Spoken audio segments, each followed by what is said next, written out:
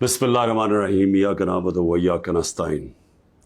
मेरे पाकिस्तानियों, मैं अभी रात के तकरीबन 12 बजने लगे हैं, तो मैं आपके सामने सिर्फ मुख्तसर बात करना चाहता हूँ। और वो बात है ये जो सारा तोशा खाना का ड्रामा चल रहा है।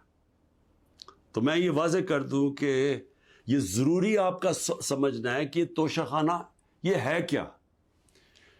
ये तोशा खाना 70 साल से एक ही कानून बना हुआ है तोशा खाना का, जो जिसको भी तोहफे मिलते हैं 70 साल से, चाहे prime minister, president, minister, army chief, वो सारों का एक ही कानून है।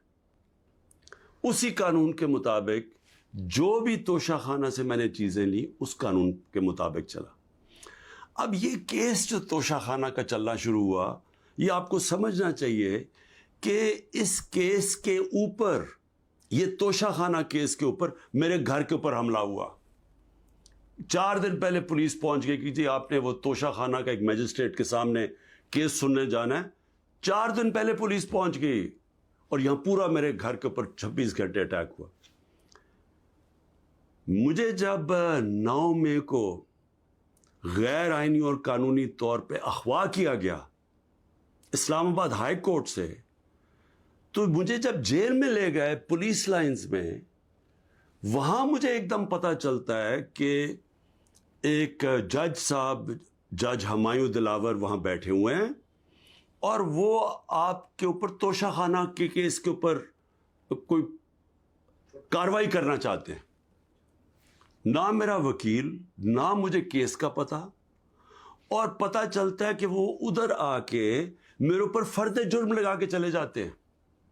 फर्द जुर्म लगा सकते ही नहीं जब तक कि मेरे ऊपर जब तक मुझे पूरी तरह बताया ना जाए कि वो है क्या, मेरे सामने फर्द जुर्म लगता है या मेरे वकील के सामने। जब हमें यह पता चला, उससे अगले दिन हमने रिक्यूजल का कहा। हमने कहा जी हमें इन जज साहब से जिस तरह इन्होंने कार्रवाई की है, हमें कोई इंसाफ की तवक्को नहीं है।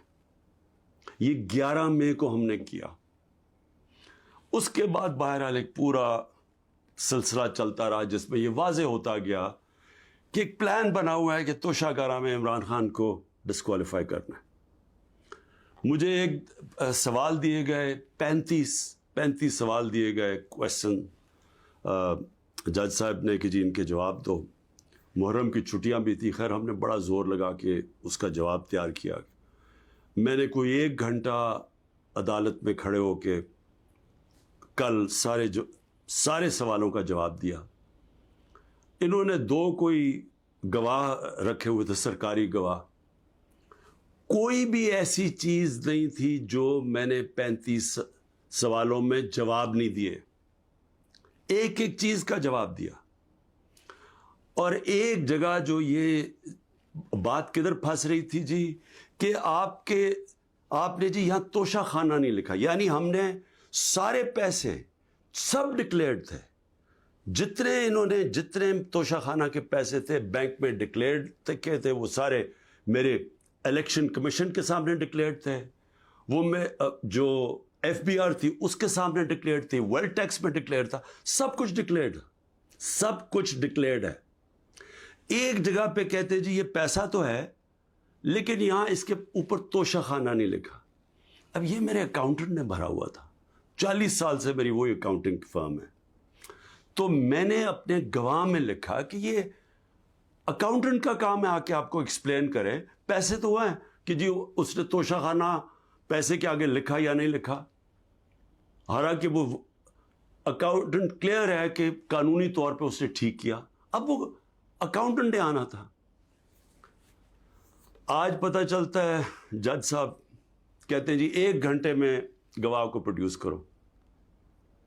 गवाह रास्ते में होता है, कहते अब हमने कैंसिल कर दिया, अब कोई गवाह आप सामने नहीं ला सकते। मैं ये सवाल पूछता, ये कोई मिलिट्री ट्रायल हो रहा है? मेरा राइट, मेरा हक है फेयर ट्रायल के लिए, यानी एकदम गवाह कैंसिल कर दिए। मैंने कोई 5-6 गवाह लेके आने थे ताकि वो एक्सप्लेन करे। जो 35 क्वेश्चंस इन्होंने भेजे उनके जवाब में मुझे मौका तो मिले कि अगर कोई पूछे, میرے وکیل ان کو سمجھانے کے لیے، گواہ تو اس لیے ہوتے ہیں، گواہی سارے کینسل کر دیے، اور آج اب ایسے لگ رہا ہے کہ کل فرد جرم قائم کر دیں گے. یعنی مجھے سمجھ نہیں آ رہی کہ یہ جلدی اتنی کیا ہے. کیا کل 2 دن، آج گواہ آ جائے، کل گواہ آ جائے، اس کے بعد پھر آپ نے جج صاحب فیصلہ کرنا ہے وہ آپ نے کرنا ہے. لیکن مجھے تو موقع ملے کہ ہر دنیا میں ایک موقع ملتا ہے انسان کو فیئر ٹرائل کا، وہ مجھے موقع دینا چاہیے. اور ابھی سپریم کورٹ میں یہ بھی کہہ دوں کہ ہم نے ریکیوزل کا بھی ان جج صاحب کا کہا ہوا ہے کہ ہمیں ان کے اوپر اعتماد نہیں ہے. وہ پڑا ہوا ہے اسلام آباد ہائی کورٹ میں. وہ اسلام آباد ہائی کورٹ بدقسمتی سے فیصلہ نہیں کر رہے چیف جسٹس صاحب. میں یہ بھی کہہ دوں کہ صرف اتنی زیادہ، پتہ نہیں میں کتنے کیسز میں ہوں، صرف 2 ججز کے اوپر میں نے ریکیوزل کا کہا ہوا ہے. ایک اسلام آباد ہائی کورٹ کے چیف جسٹس اور دوسرے یہ جسٹس دلاور. یہ میرا رائٹ ہے کہ اگر میں سمجھ رہا ہوں مجھے انصاف نہیں مل رہا تو میرا یہ حق ہے کہ میں ان کو ریکیوز کرواؤں، ان کو کہوں کہ کسی اور کو بھیج دے. اب وہاں بھی فیصلہ نہیں ہو رہا اسلام آباد ہائی کورٹ میں. ہم سپریم کورٹ میں گئے ہیں، سپریم کورٹ کہہ رہے ہیں کہ اسلام آباد ہائی کورٹ فیصلہ کرو، اور سپریم کورٹ نے کہا کہ تب تک انہوں نے، جسٹس دلاور نے فیصلہ نہیں کرنا جب تک کہ یہ اس کے اوپر فیصلہ نہیں ہوتا ٹرانسفر پہ. لیکن مجھے لگ رہا ہے کہ کل انہوں نے فیصلہ کر دینا ہے، اس لیے میں رات کو لیٹ آپ کے سامنے آ رہا ہوں. میں آخر میں ایک اور بات کہتا چلوں کہ فیس بک پہ 2014 میں جسٹس دلاور نے اپنی فیس بک پہ میرے اوپر ایسے ریمارکس دیے ہوئے ہیں جس سے لگتا ہے کہ وہ مجھے انصاف نہیں دے سکتے.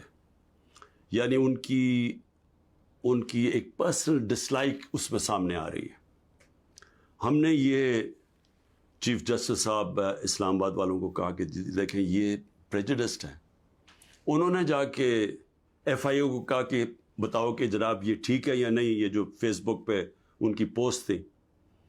ایف آئی اے نے وہ چیک کر کے کہ کیونکہ وہ ڈیلیٹ کر چکے تھے پوسٹ، انہوں نے واپس کہا دی وہاں تو پوسٹ ہی نہیں ہے.